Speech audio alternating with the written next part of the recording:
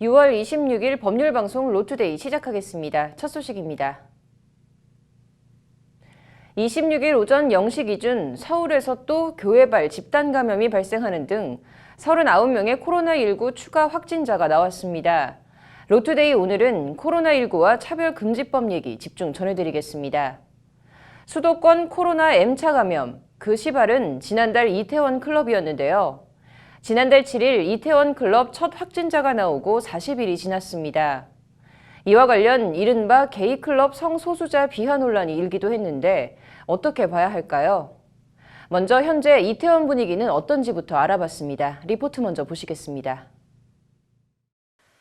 어제 저녁 7시쯤 서울 이태원 거리입니다. 평소 같으면 관광객과 내국인이 섞여 인파로 붐비었을 거리가 사람이 거의 없어 한산하기만 합니다. 그나마 한두 명씩 눈에 띄는 행인들도 대부분 외국인들이고 한국인들은 아예 자취를 찾기가 어렵습니다. 간간히 내린 비에 젖은 거리가 을씨년스럽기까지 합니다. 지난달 7일 이태원 클럽발 코로나19 집단 감염이 시작되면서 이태원이 유령도시처럼 돼버린 겁니다. 유령도시 같죠. 손님 없지. 원래 이태원은 평일에 사람이 없고 이제 주말에 많은데 주말에도 지금 평일보다 더 매출이 안 나오니까 매출 엄청 떨어졌어요. 적자로 이제 버티고 있는 거죠. 특히 확진자가 나온 클럽 주변은 직격탄을 맞았습니다. 완전히 사람이 없죠. 지금 이렇게 보셔도 그렇고 주말에도 그렇고 주말에도 거의 사람이 없어요. 한 팀, 두 팀 나올까 말까. 거의 힘들죠, 다들. 여기 계신 분들. 여기도 그렇고 이쪽도 그렇고 다 힘들죠. 현재 확진자가 나온 킹클럽을 포함해 대규모 클럽엔 서울시가 지난달 9일 내린 집합금지 명령이 계속 유지되고 있는 상태입니다. 집합금지 명령을 이행하지 않는 영업주와 시설 이용자에 대해서는 확진자 발생 시 치료비, 방역비 등을 청구하게 되면 관련 규정에 따라 고발한다는 서울시 명령문이 점령군처럼 클럽에 붙어 있습니다. 서울시 집합금지 명령에 따라 연쇄적으로 클럽 이용자들을 상대로 장사를 했던 음식점이나 술집 등도 덩달아 파리만 날리며 손가락만 빨고 있는 상태입니다. 뭐 손님 없는 것뿐이지 밥도 못 먹고 사는데 뭐. 그 코로나 이후로요? 하루밥 두 그릇도 못 팔아. 내가 점들 앉아 노는 게 좀 늙어갖고. 이 때문에 집합금지 명령을 받지 않았어도 손님은 없고 인건비라도 줄이기 위해 스스로 임시 휴업을 한 업소들도 어렵지 않게 찾아볼 수 있습니다. 이태원에서 장사를 하는 업주들을 더욱 곤혹스럽게 하는 건 이태원 자체에 대한 부정적인 인식입니다. 성소수자 클럽, 이른바 게이클럽에서 코로나19 집단 감염이 시작되면서 마치 성경에 나오는 소돔과 고모라처럼 이태원 자체를 더럽거나 불결하게 보는 인식이 일각에서 확산되고 있는 겁니다. 요즘에 거기 킹클럽하고 그 트렁크 거기서 걸려가지고 지금 그렇게 된 거잖아요. 그러니까 뭐 여기 한국 사람이고 외국 사람이고 아예 없어. 이 낮이고 밤이고 주말도 일해요. 안 다니. 이태원에 맨날 문줄수 이태원에 뭐 코로나 걸리면 뭐 죽는 줄 알고 아주 이태원에 오면 죽는 줄 알고 안 와 애들이 다. 이런 부정적인 인식은 성소수자들에 대한 비난을 넘어 혐오로까지 이어지고 있습니다. 일부 언론들은 이태원발 집단 감염이 시작된 곳이 성소수자들이 주로 찾는 이른바 게이클럽임을 집중 부각하며 이런 경향을 부추겼습니다. 동성애, 게이, 블랙 수면방 등 관련 어휘가 포털 사이트에 오르내렸고 일부 네티즌들은 거친 언사로 원색적인 비난과 혐오들을 쏟아냈습니다. 이태원 클럽 간 게이 XX들은 신상 털어서 개망신 당했으면 좋겠다. 차에 치여서 죽어버려라 더러운 XX 같은 비난들이 그것입니다. 자기들 재미 보자고 쟤들 때문에 코로나19 진압 공든탑이 무너졌다는 식의 비난과 혐오가 쏟아지고 있는 겁니다. 그런 자극적인 단어가 사실은 특정 계층이나 그룹에 대한 어떤 그 공격적 성향을 불러일으키는 요소로 작용할 수 있어요. 그리고 그런 표현들이 방역에도 전혀 도움이 안 돼요. 왜냐면 본인이 사회적으로 어떤 비판의 대상이 된다거나 아니면 공격의 대상이 된다거나 다 숨어버리거든요. 그러면 방역 당국에서 뭐 가능성이 있는 예컨대 또는 방역의 체계 안에 들어와 있는 사람들의 관리를 제대로 할 수 없도록 방해하는 요소. 쏟아지는 비난에 대해 익명을 요구한 성소수자 A씨는 해당 클럽을 방문해 코로나19 검사를 받고 음성 판정을 받았지만 이 과정에 자신이 성소수자임이 밝혀져 직장과 가족에서 고립감을 느끼고 있다며 난감했습니다. 회사 사람들이 내가 없는 자리에서 수군거리는 느낌이다. 먼저 말을 걸기도 힘들게 됐고 그 사건 이후로 직장도 부모님도 모두가 나를 피한다는 생각이 든다는 것이 A씨의 하소연입니다. 이런 비난과 혐오가 잠재적인 차별과 배제로 이어지고 있는 겁니다. 이건 계층의 문제가 아니라고 제가 아까도 말씀을 드렸지만 기본적으로 누구든 감염이 될 수 있고 누구든 그 대상이 될 수 있다는 것을 인식을 해야 돼요. 이게 어떤 특정 그룹이나 그 계층의 문제가 아니라는 말. 성소수자여서 코로나19에 감염된 것이 아닌데 성소수자와 코로나19 감염을 동일시하면서 성소수자들 때문에 코로나 방역이 뚫렸다는 식의 비난과 혐오는 과연 온당한 것일까요? 온당하지 않다면 어떻게 해야 하는 걸까요? 이태원 클럽발 코로나 집단 감염에서 시작된 성소수자에 대한 비난과 혐오는 역으로 차별과 혐오 금지라는 묵직한 화두를 우리 사회에 던져주고 있습니다. 다음 소식입니다. 앞서 이태원 클럽발 코로나 집단 감염에서 시작된 성소수자에 대한 비난과 혐오가 역으로 차별과 혐오 금지라는 화두를 우리 사회에 다시 던져주고 있다고 전해드렸는데요. 이와 관련 국가인권위원회가 그동안 여러 차례 추진했지만 좌절됐던 차별금지법 제정을 평등법이라는 새 이름으로 바꿔 추진하기로 해 관심입니다. 관련해서 정의당은 이번 주말을 지나고 다음 주 월요일 포괄적 차별금지법을 발의할 예정입니다. 이 소식은 장한지 기자가 전해드립니다. 국가인권위원회가 차별행위 금지와 예방, 피해 구제 등의 내용을 담은 평등 및 차별금지에 관한 법률 입법을 추진합니다. 기존에 추진해왔던 차별금지법에 평등이라는 단어를 추가했고 약칭을 평등법으로 하는 방향으로 입법을 추진하기로 오늘 열린 인권위 상임위원회에서 논의가 된 겁니다. 인권위 관계자는 이와 관련 그동안 차별금지법에 대한 많은 오해가 있었다며 이는 차별금지법이라는 법률 이름에서 기인한 측면이 있다고 법안 명칭 변경 배경을 설명했습니다.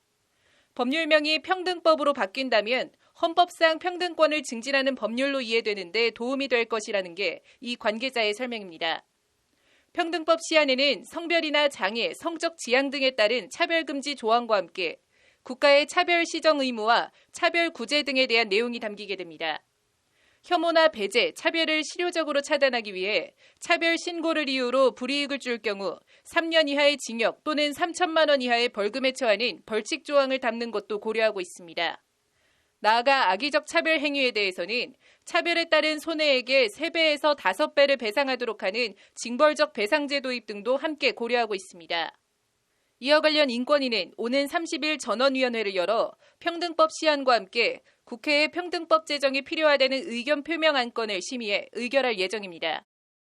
화요일 날 일단 예정은 돼 있습니다. 현재까지는 이제 상정하는 걸로 돼 있는데 전원위원회는 총 위원분이 11분이신데 지금 한 분이 공석이시고 10명이시니까 그 중에서 6명의 찬성이 나와야 의결이 됩니다. 차별금지법 제정은 지난 2001년 인권위 출범 이후 인권위가 줄곧 추진해온 수검 사업입니다. 관련해서 인권위는 차별금지법 제정추진위원회를 꾸려 노무현 정부 때인 지난 2006년 차별금지법 권고안을 만들어 국무총리에게 정부 입법을 권고한 바 있습니다. 이듬해인 2007년 법무부가 차별금지법 입법 예고안을 냈고 2008년에는 노회찬 의원이 별도의 차별금지법을 대표 발의하기도 했지만 17대 국회 회기 만료로 법안은 자동 폐기됐습니다. 이어 18대 국회와 19대 국회에서도 차별금지법이 연이어 발의됐지만 동성애를 옹호하고 장려한다는 일부 개신교계의 강력한 반발과 저항에 밀려 법안은 상임위 문턱도 넘지 못하고 번번이 좌초됐습니다. 20대 국회에선 박근혜 대통령 탄핵이라는 정치적 경랑과 공수처법이나 선거제 개편 등 초대형 이슈들에 밀려 차별금지법은 법안이 발의조차 되지 못했을 만큼 뒷전으로 밀렸습니다. 이런 가운데 정의당은 지난 14일 국회에서 차별금지법 제정 촉구 기자회견을 열고 원내 정당 모두가 차별금지법 제정 논의에 착수할 것을 촉구했습니다. 이와 관련 정의당은 오는 29일 포괄적 차별금지법을 발의할 예정입니다. 저는 차별금지법이 이제 국회에서 제정이 되면 많은 우리 사회에 살고 있는 사람들이 이걸 가지고 우리가 어떻게 차별하지 않고 살아갈 수 있는지를 서로 이제 또 공론화 작업을 통해서 만들어 나가는 하나의 어쨌든 마중물 같은 게 차별금지법이 아닐까.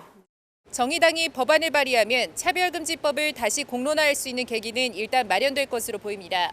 관건은 이번에도 역시 개신교계의 강력한 반발과 저항을 넘어 어떻게 사회적 합의를 이끌어낼 것인가가 될 것인데 21대 국회가 차별금지법에 대한 어떤 모습을 보여줄지 주목됩니다. 법률방송 장한지입니다.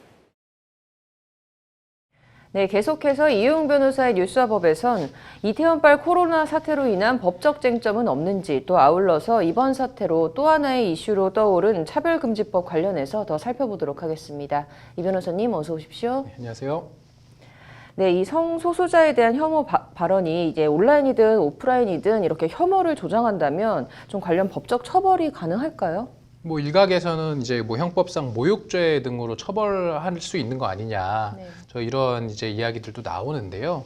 이제 모욕죄 적용을 발효하기는 좀 어려울 것 같아요. 이게 형법 이제 311조에 따른 모욕죄 같은 경우는 공연히 사람을 모욕한 자는 이제 1년 이하의 징역이나 금고 200만 원 이하의 벌금에 처한다라는 건데, 사람을 모욕한다라는 어떤 그 구성 요건이 필요하거든요. 다시 말해서 그 사람이 누군지 특정이 돼야 됩니다. 근데 단순히 그냥 뭐 성소수자, 뭐 게이는 어떻다, 뭐 트랜스젠더는 어떻다, 뭐 이런 식으로 어떤 특정 어떤 집단을 싸잡아서 모욕적인 언사를 통해서 그 집단에게 모욕적인 어떤 말을 하는 것은 이제 그 자체가 되게 좀 부당하고 문제가 될지언정 이게 형법상 모욕죄로 처벌을 하기는 조금 어려운 것으로 보입니다. 네. 좀 일각에서는 이번 사태를 코로나의 역설이라고도 표현을 하던데요. 이번 사태 후에 이 차별금지법 제정에 대한 필요성과 좀 관련한 이런저런 말들이 나오고 있습니다. 그간 이 차별금지법 입법이 좀 국회에서 매번 좌절이 됐던 건가요? 네, 차별금지법 좌절의 역사가 꽤 길더라고요. 그 이유는 이제 차별금지법에 이제 그 있는 내용 중에 성소수자에 대한 차별 금지 내용이 당연히 포함되겠죠. 근데 이것에 대해서 이제 그 보수 기독교 단체들이 이렇게 성소수자에 대한 어떤 차별을 금지하는 것이 결과적으로 성소수자를 이제 양성화해서 그런 성소수자들의 어떤 그런 행위를 정당화하는 거 아니냐. 국가적으로 오히려 이러한 것들을 막아도 모자랄 판에 이것을 더 권장하고 장려하는 것은 절대로 이건 묵과할 수 없다, 이런 좀 인식이 있어요. 그래서 저 같은 경우도 뭐 개인적인 말이긴 하지만 제 19대 국회 때 이제 국회의원 이제 비서관으로 일할 때도 그 국회의원이 이제 이런 차별금지법의 어떤 취지에 공감을 해서 공동 발의에 이제 서명을 했었던 적이 있거든요. 근데 하루 종일 의원실로 항의 전화가 걸려오는 거예요. 그래서 법안에 동의한 거 철회해라, 이렇게 압력이 와서 실제로 많은 의원들이 그때 19대 국회 당시에서도 이제 차별금지법에 공동 발의 서명했다가 이제 동의를 취소하는 그런 일까지도 있었습니다. 네. 좀 이번 21대 국회에서는 그간의 역사와는 다르게 조금 움직임이 있나요? 이제 지난 5월 30일에 국회 입법조사처가 이제 21대 국회 개원을 맞아서 21대 국회의 주요 입법 정책 현안 보고서를 발간했는데 이 보고서에서 보면은 이게 임기 만료로 그 지난 국회 때 폐기가 되었지만 한번 이번 국회 때 다시 한번 통과를 검토해야 되는 그런 법안들 목록이 이제 작성이 되는데, 그 어떤 보고서에 이제 이 차별금지법 반도 이제 포함이 된 것이에요. 그래서 지금 정의당 같은 경우는 이번 국회에서 반드시 차별금지법을 통과시키겠다, 이렇게 지금 구상을 밝히고 있고, 실제로 다음 주 월요일에는 지금 대표 발의를 하겠다라고 나선 그 장혜영 의원이 차별금지법 입법 발의 기자회견을 하겠다, 이렇게 지금 밝히고 있는 상황이기도 합니다. 네. 근데 조금 또 반면에 그래도 이 차별금지법에 대한 입법 필요성에 대한 의견도 좀 나오지 않나요? 그렇죠. 지금 뭐 차별금지법을 좀 제대로 다시 한번 이제 개정 입법을 해보자, 이런 얘기가 나오고 있고, 실제로 뭐 국가인권위원회 같은 경우는 이 차별금지법의 명칭 자체도 좀 평등이라는 그런 명칭을 앞에 좀 넣어서 약칭을 이제 평등법으로 하자, 이러한 논의도 하고, 실제로 이제 21대 국회에 국가인권위원회가 어떤 그 개정 시안을 좀 제출하겠다 이런 움직임도 나오고 있는 상황입니다. 네. 좀 이렇게 성소수자를 놓고 굉장히 좀 찬반 의견이 좀 팽팽한 상황인데 이번 논란 자체 좀 어떻게 보세요? 저는 뭐 차별금지법에서 가급적이면 이런 소수자들에 대한 어떤 차별을 시정하는 그러한 장치가 필요하다. 네. 그런 차별금지법에서 우리가 이제 논의해야 되는 다양한 이슈들, 뭐 종교, 성별, 그다음에 뭐 군복무 여부, 그다음에 이런 것들을 가지고 좀 차별이 만연화되어 있는 것들을 조금 더 어떤 그런 감수성을 우리가 발휘를 해서 이런 소수자들이 좀 어깨를 펴고 살 수 있는 그런 사회를 만드는 것이 우리 사회가 조금 더 선진화되는 그런 계기가 되지 않을까 그렇게 개인적으로 생각합니다. 네, 좀 어떤 식으로든 더 이상의 대립이 없이 좀 합리적인 방안이 마련됐으면 하는 바람입니다. 오늘 잘 들었습니다. 이어서 간추린 법조계 소식 전해드립니다. 다음 달 임기가 끝나는 민감용 경찰청장 후임으로 민청장과 같은 경찰대 사기인 김창룡 부산지방경찰청장이 내정됐습니다. 김 청장은 노무현 정부 당시 문재인 시민사회 수석 산하 치안비서관실 행정관으로 근무해 현 정부의 국정 철학에 대한 이해가 높다는 평가입니다.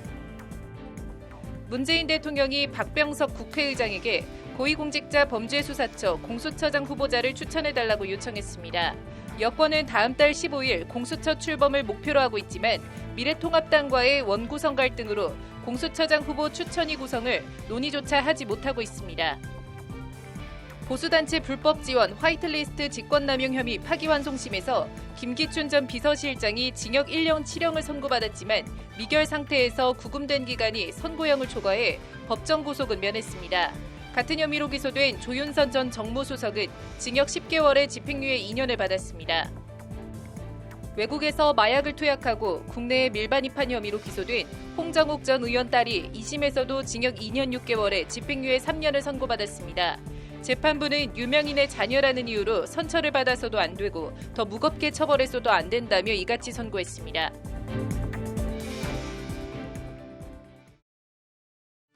오늘 준비한 소식은 여기까지입니다. 시청해주신 여러분 고맙습니다.